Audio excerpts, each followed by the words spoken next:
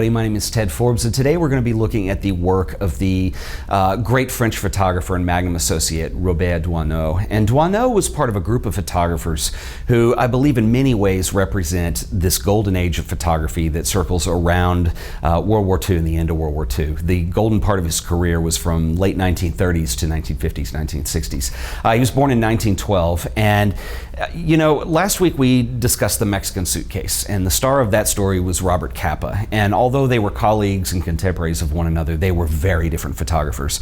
Capa was a war photographer, and he portrayed the violence and the reality of what war was like at that time.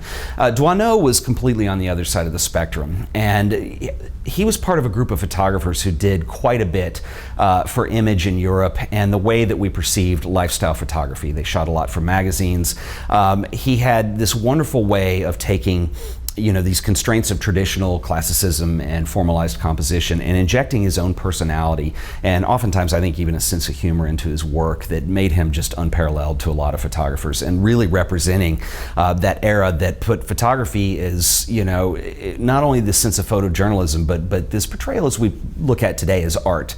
And, he did it like no one else. And I think that's one of the most difficult things to do as a photographer, is to bring personality, storytelling, and project what is just an image into a higher plane. And for that, it's just utmost respect. I do have a book we're going to give away today, which is Robert Doisneau, and this is one that is going to be hard for me to part with because this is an amazing book. It deals with his work centering around a certain neighborhood of Paris, and so it's kind of a conceptual portfolio of sorts. But this is amazing, and we're going to get to that in just a second. But I think first, before we do, I think it's important to let's come on over and look at some of the work of Robert Doisneau. I've set up a Pinterest board of Doisneau's work that we're going to be looking at today. And if you want to follow along with this, if you want to see where the sources are that I got these and even explore more images, which I always encourage, I'll link this up in the show notes, but my Pinterest account is pinterest.com/TedForbes. And like I said, I've got a whole board of these set up. Doisneau is, I believe, one of, if you consider kind of this golden age of street photography and lifestyle photography that's coming out of Europe, mainly in France and Paris in the, I would say arguably the 1930s, stretching up to the 1950s. You have the big three, and I think Henri-Cartier Bresson certainly personifies most of that for most people, being the most well-known of that crew. But I think Robert Doisneau being the second, and probably Willy Rony being the third, they did this just beautiful job of capturing French lifestyle during this time. And it's their images are beautiful. They're street images. They're highly improvisational in feel, and yet they're steeped in this classical tradition of composition that's very formalized.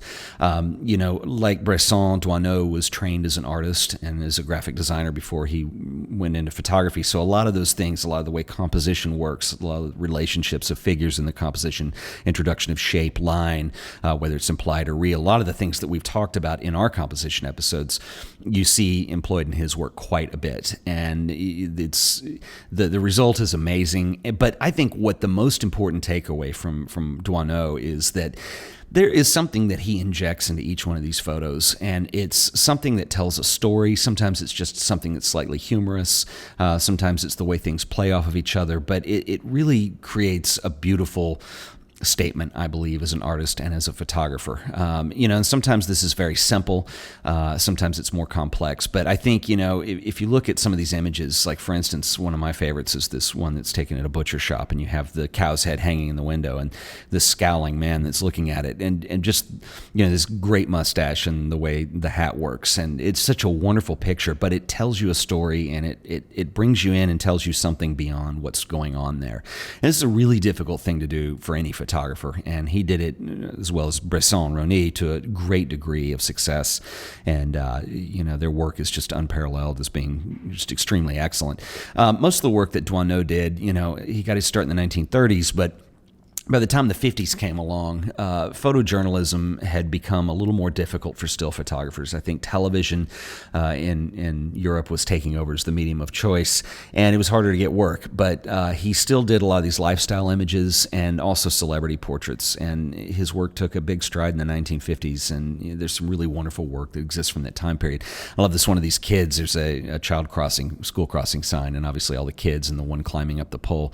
And again, this is cool too, and we talk talked about this in the composition episodes that we did a while back, and you see this a lot in Bresson's work, but this implication of geometry that comes into play in a lot of these images. And obviously see the triangle in the street crossing sign that the kid's climbing on. But there's also some implied triangularity that's going on with this group of kids down here. And the way that the street lines and the group of kids down here lead to a vanishing point, it implies a second triangle at a different dimension. And I think that's really interesting. You see that use of geometry a lot whoops, sorry, I went off on the board onto another one, but you see that a lot in Doisneau's work. Let me stick to my board here.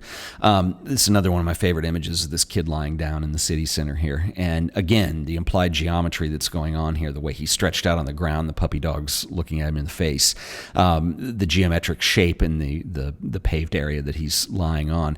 And this image also works because if you look at the proximity of the kid with the dog, they're very close to the point of view with the camera, and the way that it's very sparse and minimal. If you had too many people in the shot, it wouldn't work as well. And there was always that masterful eye of composition, even though a lot of these images feel very improvised in nature. And I say a lot, it's hard. We always kind of try to figure out what the artist was thinking, and we don't know because he's not with us anymore. But I think that these guys had such a trained eye in classical composition that they were able to just bring that in a moment's notice in whatever situation they were in. And I think that's really exciting and interesting.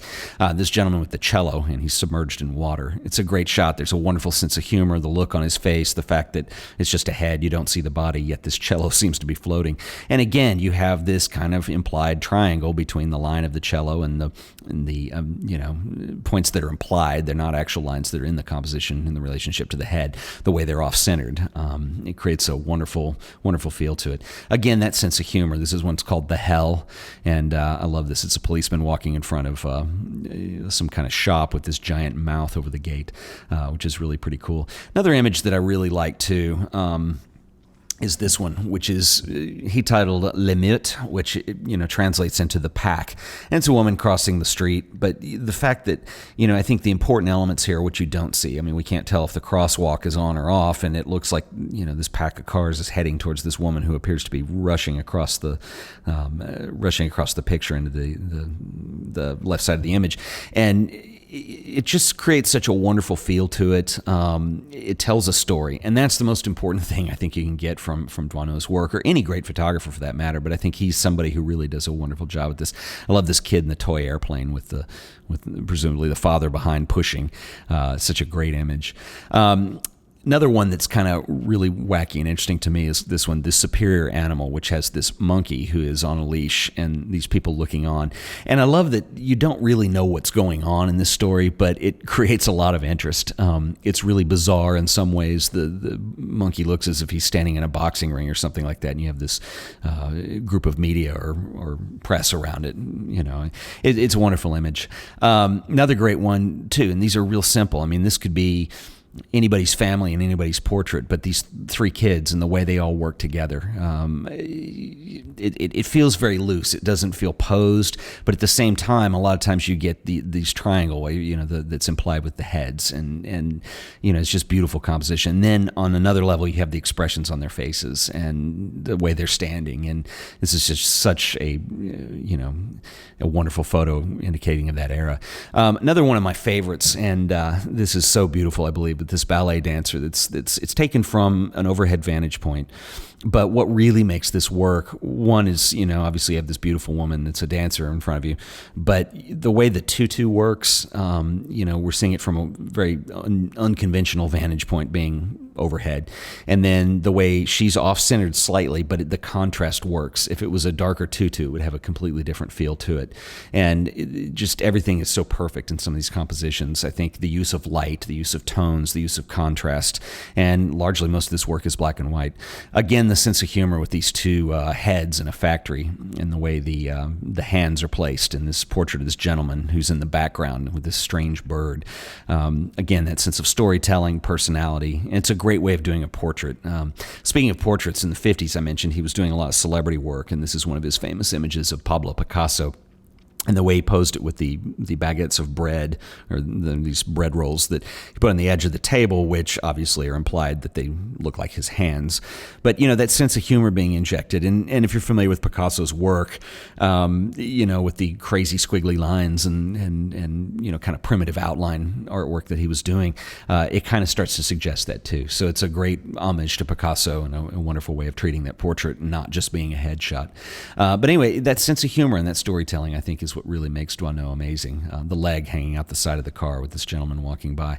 Another one that's interesting too, this is taken obviously a strip club, and I love this scene because he's at a vantage point where you not only have the girl on the inside dancing, but the line of men waiting to get in with the dog and the bicycle. Such a great image, and I haven't seen the negative to this, but my sense is that this is not an easy shot to get when you're in extreme lighting conditions like this, because it's very bright outside, obviously, but a wonderful image. His most famous image that you've probably seen is this one. It's known as The Kiss.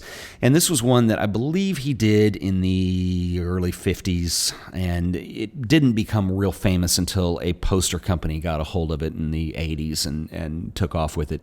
This was done, I believe, for a lifestyle magazine.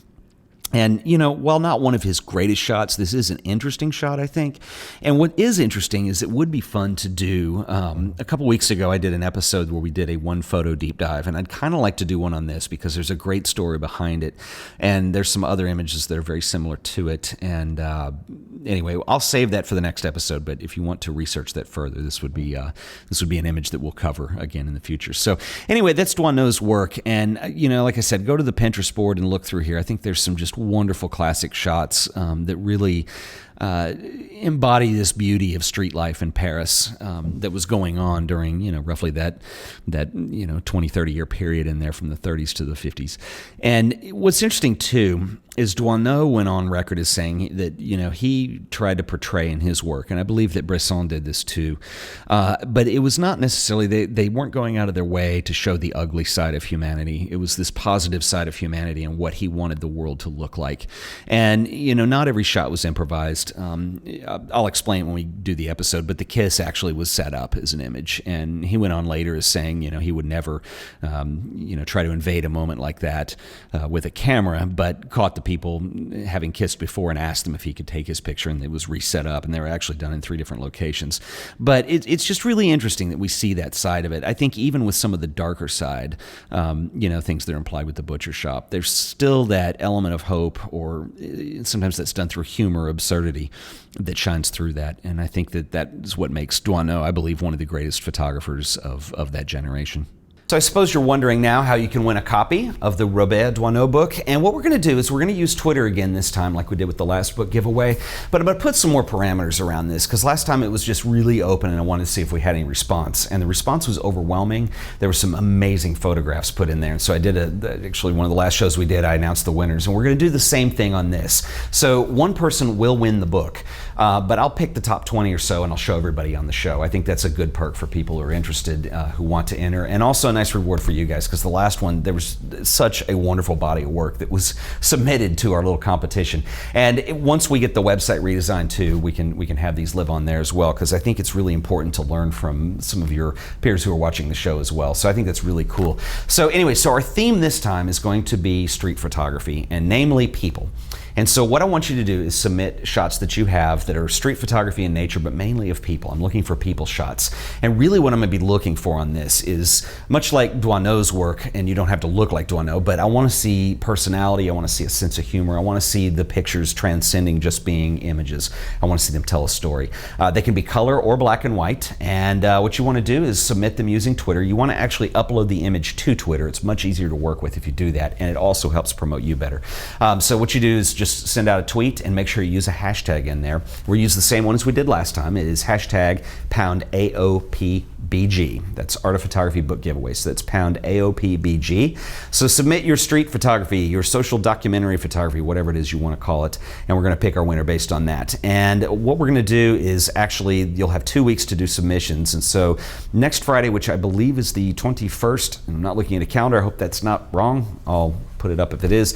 Anyway, so Friday the 21st is your deadline, and we will announce the winners then. So good luck, and we're giving away a copy of the Robert Doisneau Paris Les Halles Market. And this is an amazing book. This is one that's really hard to give away. It's got an enormous amount of text in here about Doisneau, the historical aspects of what he was shooting, what was going on at that time in Paris, and some amazing photographs that are in here. It's really well printed too. So this is book number 2 in our book giveaway series. So pound AOPBG, tweet us, and we'll pick winners based on that. The top 20 or so we'll put in the show, and one person will be the lucky winner of the book. So anyway, I'll see you guys in the next episode. This has been another episode of The Art of Photography. Thanks for watching. See ya.